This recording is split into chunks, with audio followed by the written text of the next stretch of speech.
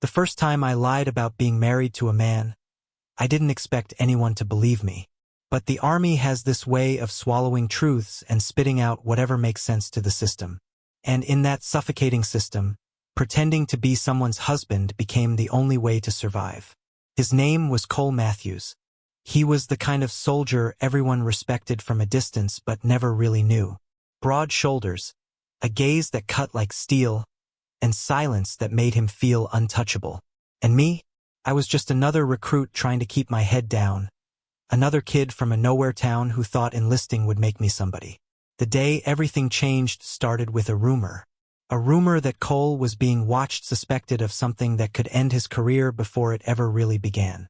They were looking for an excuse, any excuse, to discharge him. And in a place like ours, where being different wasn't just frowned upon but weaponized, the whisper of him being gay was enough to turn allies into enemies overnight. That's when I stepped in. I don't even know why I did it. Maybe because I saw the way his hands clenched when the others laughed too loud about women he never talked about. Maybe because I recognized the same fear in his eyes that lived in mine. Or maybe it was fate, cruel and beautiful, wrapping its invisible fingers around us before we could resist. When they asked Cole about his personal life, about why he never seemed interested in the women thrown his way, I opened my damn mouth and said the stupidest, bravest thing I'd ever said in my life. "He's married," I blurted. To me, the silence that followed was suffocating. I could still feel Cole's stare burning into me, demanding an explanation I didn't have. The officers exchanged glances, their rigid faces unreadable, and I thought I'd just signed my own dishonorable discharge. But then one of them nodded, scribbled something down, and moved on. Just like that, a lie as fragile as glass became our shield. Cole didn't say a word to me that night. Not when we stood in line for chow. Not when we scrubbed down the showers. Not even when lights went out and the barracks fell into uneasy silence. But I could feel his presence in the bunk above mine, heavy with unspoken fury, confusion, and maybe something else neither of us was ready to name.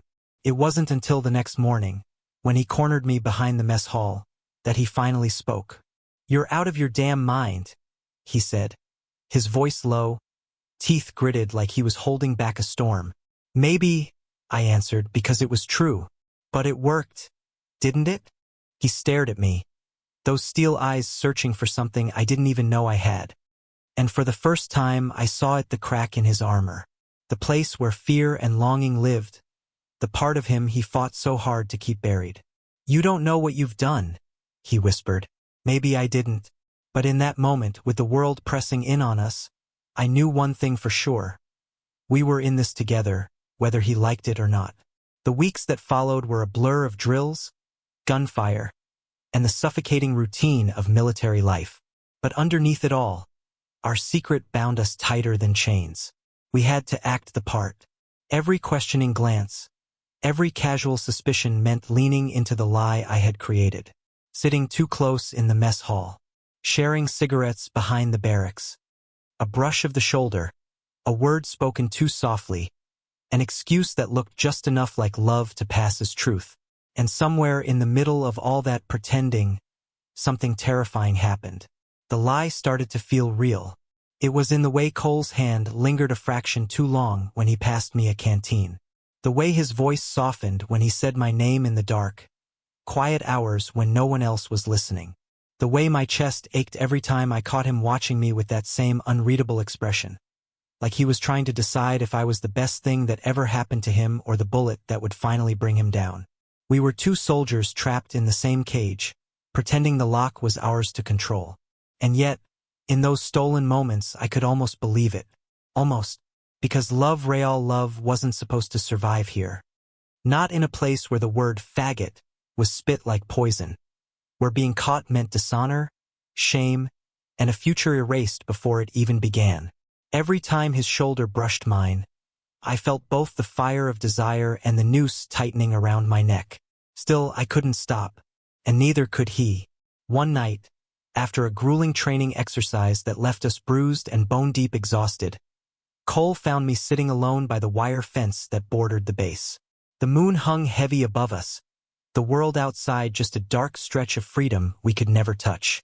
He didn't say anything at first, just sat down beside me, close enough that our knees brushed. My breath caught at the contact, but I didn't move. "You didn't have to do it," he finally said. His voice was softer now, stripped of anger, stripped of the steel he showed everyone else. "You didn't have to lie for me." I swallowed hard. "I know. Then why?" The question hung between us, heavier than the rifles we carried, heavier than the silence of the night.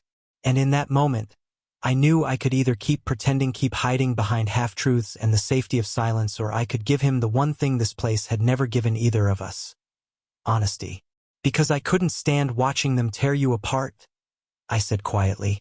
"Because I know what it's like to be afraid every second of every day. And because—" I stopped, the words clawing at my throat, begging to be set free. Because maybe I wanted it to be true. The air between us shifted, thick with something dangerous and tender.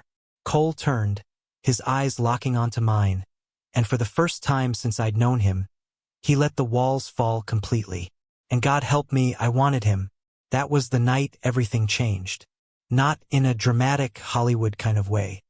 There was no kiss under the stars, no whispered declarations of love.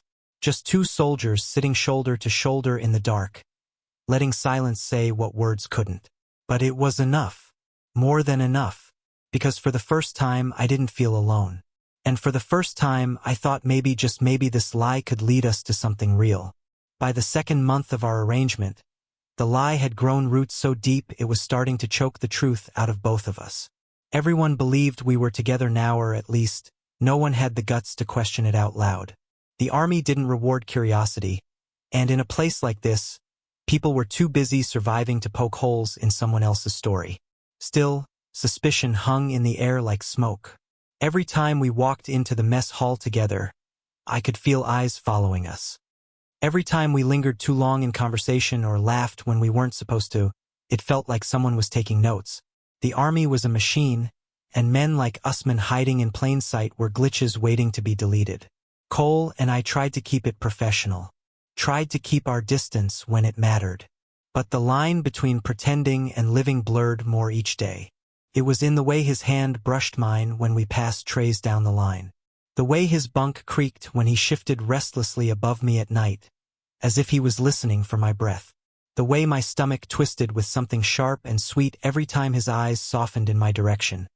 Like I was the only person in this entire place who saw the man behind the uniform. And that terrified me more than anything. One Friday evening, after a brutal week of training exercises in the blistering Texas heat, Cole and I were sent on supply duty outside the base. Just the two of us, a government truck, and an empty stretch of highway that rolled on forever under the sinking sun. It was the first time in weeks we'd been away from the suffocating presence of others. No sergeants barking orders. No recruits trying to size us up. Just us and the road. Cole drove with one hand on the wheel, the other drumming against his thigh. He was quiet, like always, but it wasn't the heavy, guarded silence I'd first known. This one felt restless, like he was turning something over in his head, searching for the courage to speak. Finally, he did. "You shouldn't have to carry this with me," he said, his voice low but steady. "Carry what?" I asked, though I already knew. "This lie, this, whatever it is." His jaw tightened as he kept his eyes on the road. "You didn't sign up to cover for me. You don't deserve the fallout if it ever comes." I swallowed, staring out at the endless horizon bleeding orange and gold. "Maybe I didn't sign up for it," I said, "but I chose it." That made him glance at me, just for a second. His eyes flickering with something raw and unguarded before he looked back at the road. "Why?" he asked. I let the silence stretch, the hum of the engine filling the space between us. And then, because the sun was setting and we were alone and it felt like the world outside didn't exist, I told him the truth. "Because you matter to me." The words hung in the air like a gunshot. Cole's fingers tightened around the steering wheel. He didn't say anything, didn't look at me, but I could see the pulse hammering at his neck, the way his breath hitched just slightly. For a moment, I thought I'd ruined everything, that he'd pull over, tell me I was out of line, remind me that this was all just an act. But he didn't. Instead, when we stopped at the supply depot and stepped out into the cooling night air, he walked around the truck, stopped right in front of me, and for the first time since this all began, he let himself look at me fully. Not the way a soldier sizes up another soldier. Not the way a man hides behind pretense. But the way someone looks at something they want and are terrified to want. "I don't know how to do this," he said quietly. "Neither do I admitted. And then, for the briefest, most dangerous moment, his hand brushed mine. Not the casual accident we'd perfected for the eyes around us. Not part of the act, but real. His fingers grazing mine, lingering just long enough to set fire to my skin before pulling back. It was nothing. It was everything. But the world has a cruel way of punishing hope. The following week, a storm rolled through camp. Not the kind made of thunder and rain, but the kind made of suspicion and whispered rumors. One of the sergeants, a hard-eyed bastard named Harlow, had been watching us. I'd noticed it in the way his gaze lingered too long, the way his questions always seemed to circle back to us. He was the kind of man who thrived on breaking others, who wore loyalty like a mask but sharpened cruelty like a blade. And now I knew he was circling closer. Started small. A comment about how unusual it was that Cole never talked about his wife. A smirk when he saw us sitting together at chow. A casual suggestion that maybe Cole should bring in proof of his marriage papers for the records. Each word was a landmine, and I could feel us stepping closer to disaster with every passing day. Cole grew quieter, if that was even possible. His jaw was constantly tight. His fists clenched like he was fighting battles even in his sleep. And me? I was drowning in the fear that this lie I had spun, the shield that had once protected us, was about to become the blade that cut us both down. But fear has a way of sharpening desperation. And desperation can make you braver than you ever thought you could be. One night, after another round of Harlow's thinly veiled threats, I found Cole sitting alone behind the barracks, cigarette smoke curling into the dark. His uniform shirt was unbuttoned at the throat. His posture heavy with exhaustion he would never admit out loud. "You're going to burn a hole through your lungs," I said, sitting beside him. "Maybe that'd be easier," he muttered.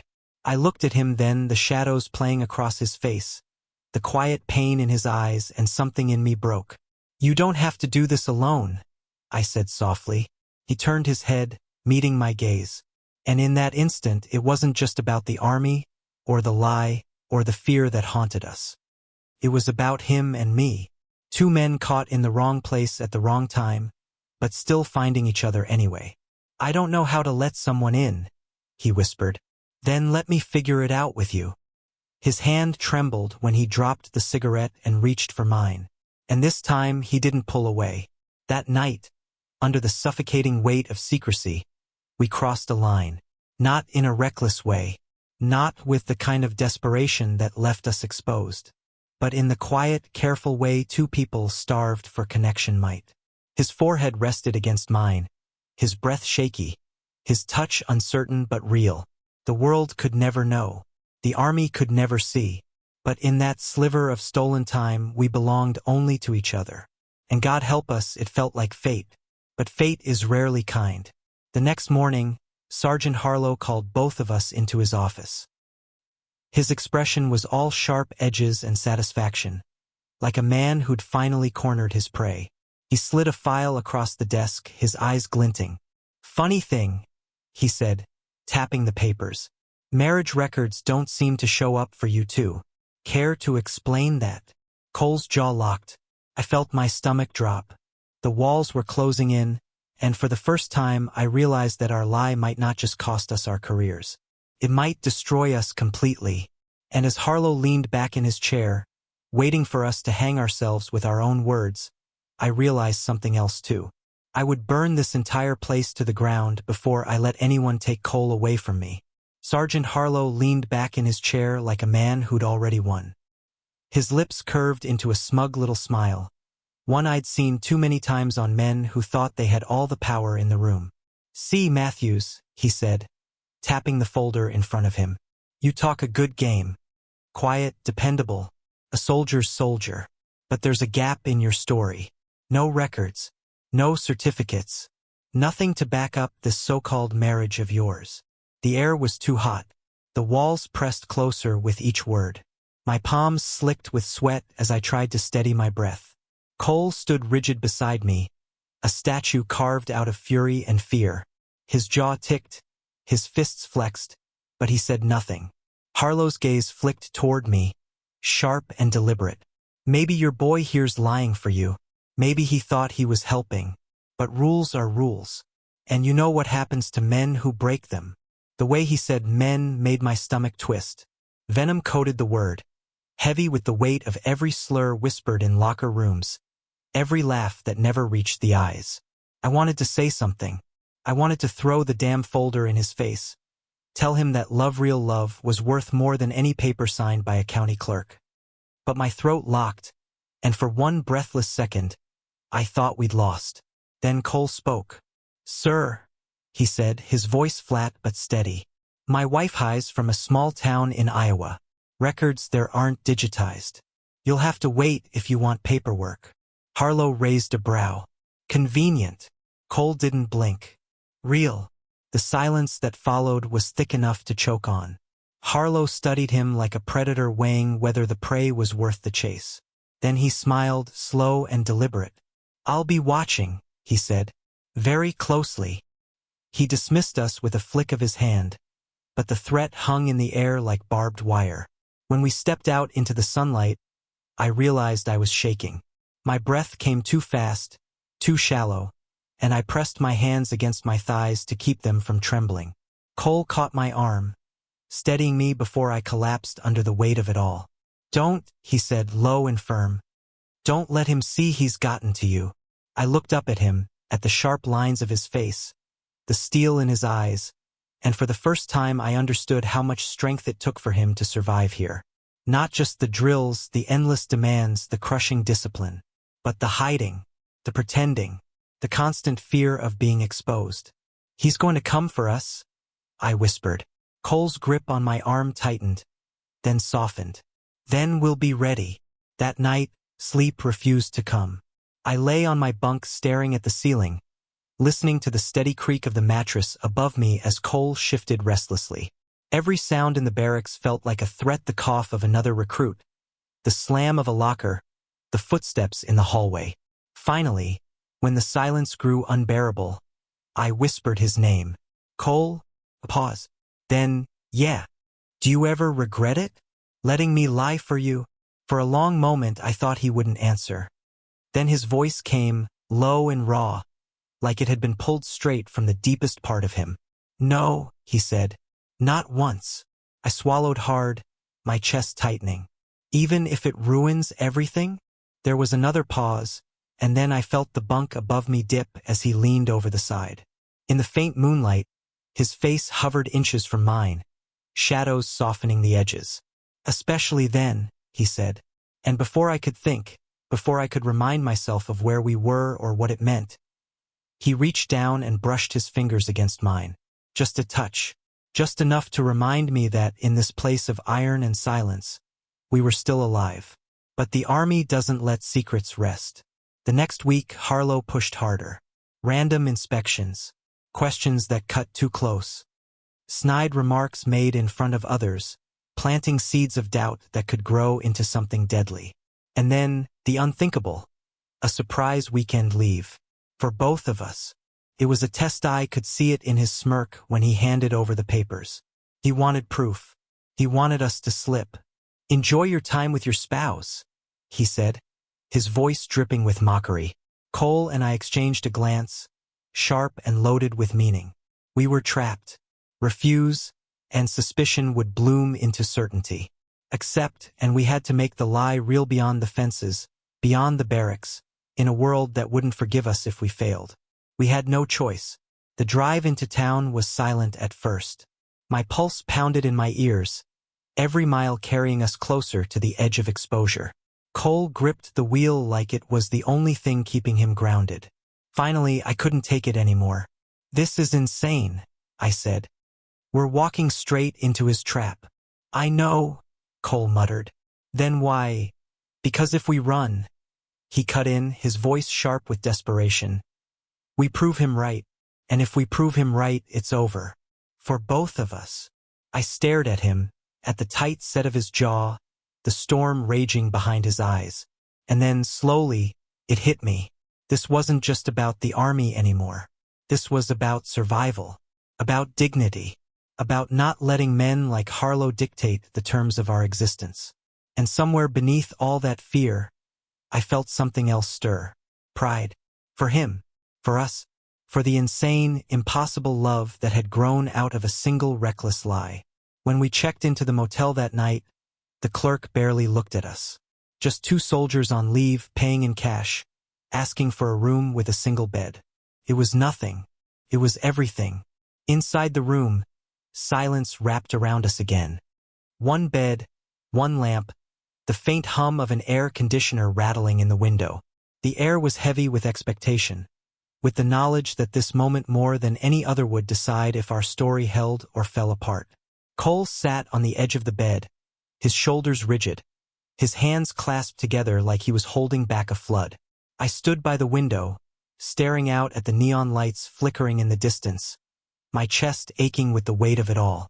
Finally, I turned to him. "We can't keep running like this," I said. My voice shook, but I forced the words out. "If we're going to do this, if we're going to fight for it, then it has to be real. Not just for them. For us." Cole lifted his head, his eyes locking onto mine. And in that moment, I saw a decision, the surrender, the fragile hope he'd been burying for so long. Slowly, he stood, crossed the room, stopped inches from me. Then, with a breath that sounded like breaking, he whispered, "Then let it be real." And when his lips finally met mine, it wasn't fire or fury. It was release. Years of silence shattering in a single touch.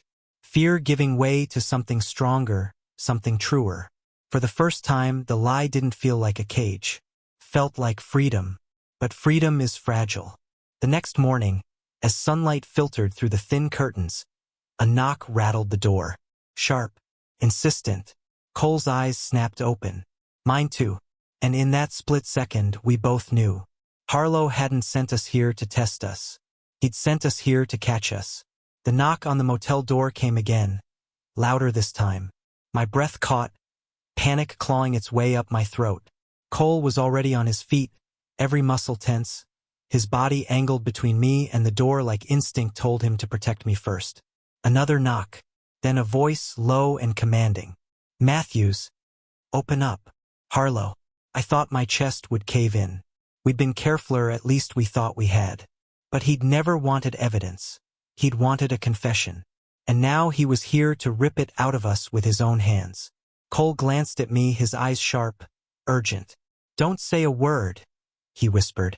I nodded, though my legs felt like they might give out at any second. He opened the door. Harlow stood there, smug and solid in his pressed uniform, his eyes sweeping over the room with the precision of a blade. His gaze landed on the rumpled bed, the single pair of boots kicked carelessly aside, the unmistakable closeness that lingered in the air. "Figures," he said with a curl of his lip. I knew it. 2 queers playing house. "You think you can mock this army? You think you can spit on everything we stand for?"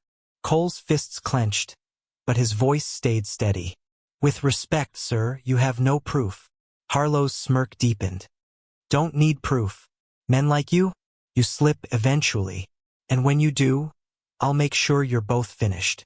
He turned as if to leave, his words like poison trailing behind him. But something inside me snapped. Maybe it was the months of silence. Maybe it was the fear that had eaten me alive since the day I opened my mouth and called Cole my husband. Maybe it was the kiss still burning on my lips, the one that had made the lie feel like truth. Whatever it was, I couldn't stay quiet anymore. "You're wrong," I said, my voice shaking but loud enough to stop him in his tracks. Harlow turned, his eyebrows arched in cruel amusement. "Oh? Do enlighten me."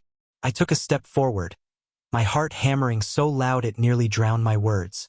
"We're not mocking this army. We serve it every damn day. We bleed for it. We break for it. And you think love makes us less? No, sir. It makes us human. It makes us stronger than your hate ever will. The room went still. Harlow's face twisted with fury, but before he could speak, Cole moved to my side. He didn't touch me, he didn't have to. Just his presence, solid and unyielding, was enough. I won't hide anymore, Cole said, his voice like steel. Not from you. Not from anyone. If you want to destroy me, fine. But you'll have to destroy both of us. The silence that followed was deafening. Harlow sneered, his eyes flashing with contempt. You're finished, he spat. And with that, he stormed out, the door slamming hard enough to rattle the thin walls. We knew what was coming. By the time we returned to base, whispers were already swirling. The looks we got weren't just suspicion anymore, they were confirmation. Some faces turned away in disgust, others in curiosity, a few in something I couldn't quite name. But the tide had shifted, and there was no going back. That night, Cole and I sat side by side on the barrack steps, the stars faint above the harsh glow of floodlights. Neither of us spoke at first. Words felt too fragile, too small for what lay ahead. Finally, I broke the silence. Do you regret it? Cole shook his head slowly. No. For the first time in my life, I don't feel like I'm lying. Even if it costs me everything. His hand brushed mine, careful, deliberate. This time, I didn't pull away. The fallout came fast. We were summoned to a disciplinary hearing. Harlow laid out his accusations with venom, painting us as liars, degenerates, unfit to serve. I braced myself for the worst, for discharge, for disgrace, for the kind of ending that would follow us for the rest of our lives. But then something unexpected happened. Another soldier spoke up. Then another. Not defending Usnit openly but pushing back against Harlow's obsession. Questioning why he was so fixated on two men who had never failed in their duty, never faltered in their service. The room shifted. The air changed. And for the first time I saw it. Maybe the world wasn't entirely made of men like Harlow. Maybe there was space, small, fragile, but real, for something else. In the end, they didn't throw us out. They didn't celebrate us either. The army wasn't ready for that. But they filed the case away, stamped it inconclusive, and left us to continue our service in uneasy peace. Harlow was reassigned a few weeks later. Rumor was his fixation on us had raised too many eyebrows of the wrong kind. When the dust settled, Cole and I were still standing, bruised, battered, but together. Months later, on a rare weekend leave, we drove out past the base, past the endless stretches of highway, to a quiet spot overlooking the desert. The sun was setting, painting the sky in fire and gold. Cole stood beside me, his hand slipping into mine like it belonged there. You ever think about the future? I asked softly. He nodded, his gaze fixed on the horizon. Every damn day. And I see you in it. The words broke something open in me, something I'd been holding back for too long. Tears burned at the corners of my eyes, but I didn't look away. I squeezed his hand, grounding myself in the reality of him. For a lie, I whispered. This feels more like the truth than anything else in my life.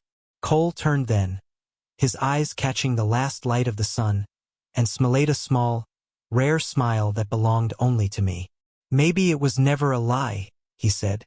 Maybe it was fate all along. And in that moment, with the world still against us but love steady between us, I believed him. We weren't heroes. We weren't rebels. We were just two men who found each other in the unlikeliest of places. In the cracks of a system that tried to erase us, we built something real, something lasting. And as the desert wind swept over us, carrying the scent of dust and freedom, I knew one thing for certain. Whatever battles lay ahead, we would face them together. Husband or soldier, truth or lie, fate or choice, together, always. Thank you for listening. If you find it interesting, please like and subscribe to follow the next stories.